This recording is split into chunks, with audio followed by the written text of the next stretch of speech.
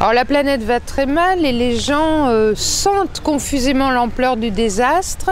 Ils n'ont pas encore d'indicateurs en matière de biodiversité qui est le thème qui nous préoccupe. Ils ont bien conscience qu'il va falloir faire des changements radicaux si nous voulons que nos enfants et petits-enfants aient une planète vivable.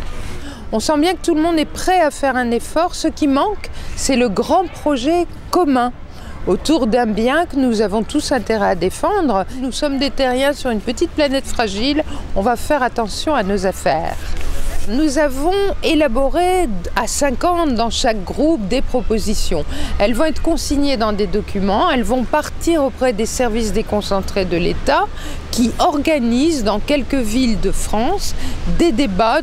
Et nous serons d'ailleurs extrêmement vigilants pour que les explications données sur nos propositions ne les trahissent pas.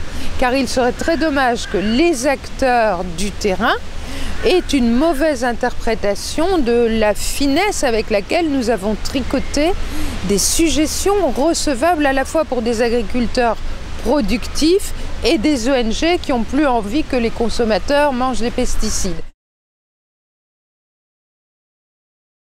Je ne suis pas sûr que au début du Grenelle, on aurait pu penser qu'il se serait terminé dans les conditions que l'on connaît aujourd'hui. Il y a eu un engagement personnel de la part des membres des groupes de travail, des différents collèges et des personnalités qualifiées qui nous ont rejoints. Un engagement personnel et une volonté très forte de vouloir aboutir non pas à une recherche de consensus mou, mais à faire en sorte qu'effectivement on s'engage sur une recodification de notre société. Alors avec nos différences, chacun avec son talent, avec sa passion, avec ce dont il était porteur, et in fine, c'est une conjugaison de cet ensemble-là qui débouche sur un rapport avec bon nombre de points qui sont consensuels et un certain nombre qui ne le sont pas.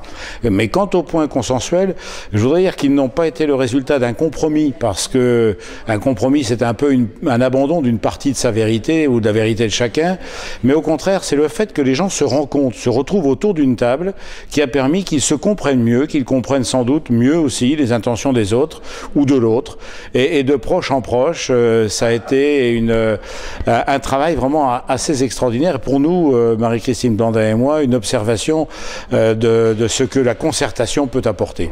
Il y avait autour de la table une densité de la réflexion, un sérieux dans l'expression, parce qu'on a vraiment le sentiment qu'on est en train de vivre les derniers moments où il est encore possible de faire changer les choses, de faire évoluer la planète dans une autre direction, de faire évoluer nos sociétés avec d'autres modalités de fonctionnement et de comportement, et que cette dernière chance, on ne l'utilise pas pour nous, parce qu'on ne sera sans doute pas ceux qui vivront l'extinction de l'espèce humaine, mais on le fait pour nos enfants, nos petits-enfants, nos arrière-petits-enfants, pour les générations futures, et je crois que ça a été très très présent à l'esprit de chacun.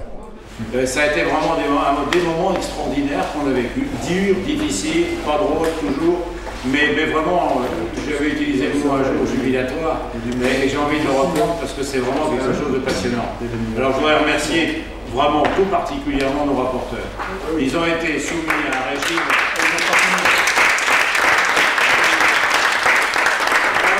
Voilà un sujet consensuel du Grenelle. Eh bien merci et bonne soirée. Et on va remercier nos présidents.